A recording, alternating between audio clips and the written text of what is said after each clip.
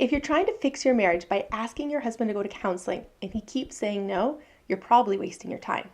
In this video, I'm going to explain exactly why and what you should do. But before I do, let me introduce myself.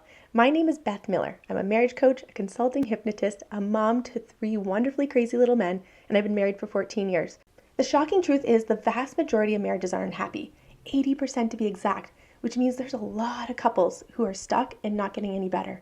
And there's 2 reasons why these couples are not getting any better.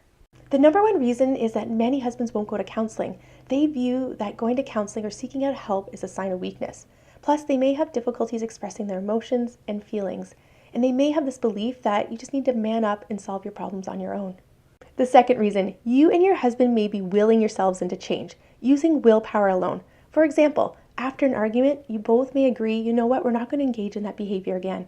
I'm going to vow to not shut down or lose my temper. I'm also not going to bring up past examples into current conversations.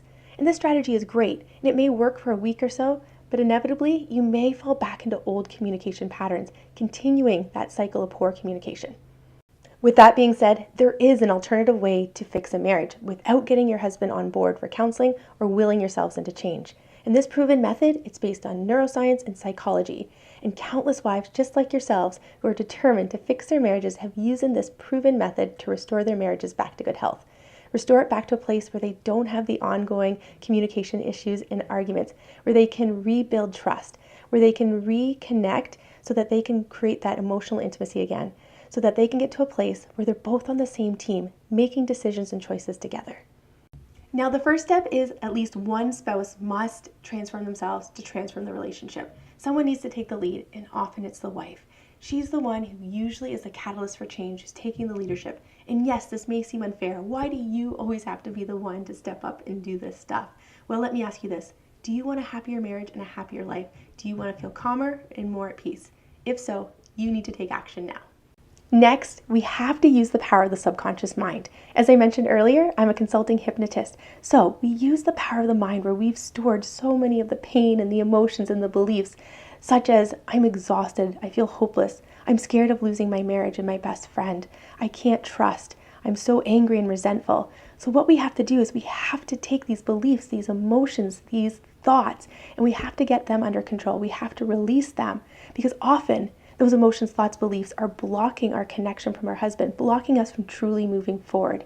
So the first thing we need to do is listen to these deep hypnosis tapes. That will then help you take that backpack off, release what you've been carrying for so long, the resentment, the shame, the guilt, the anger, the sadness. Release all that. Thoughts such as I'm not good enough, I can't trust, I'm not in control. Release those thoughts so that you can then feel lighter, more at peace, so that you can then show up differently in your marriage, with your relationship, with your husband. And then something magical happens in step 3. All of a sudden, you're not carrying around this resentment anymore, this anger, this sadness, and you start to show up differently with your husband. And he senses this change within you. All of a sudden, he senses that you're not judging, criticizing, nagging anymore. And what happens is he slowly starts to open up too. You transformed yourself, and now he's starting to transform because your vibration is different. It takes 2 to argue or 2 to shut down. And if you're not going to engage in that anymore, what happens is he senses that you're a safe place. And that's the huge catalyst for change in a marriage. So let me ask you, what is possible for your marriage? What will get you positive results, changes in your marriage that will last? Well, the Soulify method, it is based on neuroscience and psychology. It uses the powerful combination of the subconscious mind and conscious mind to undo unhealthy patterns, habits that have got you to the place you are within your marriage.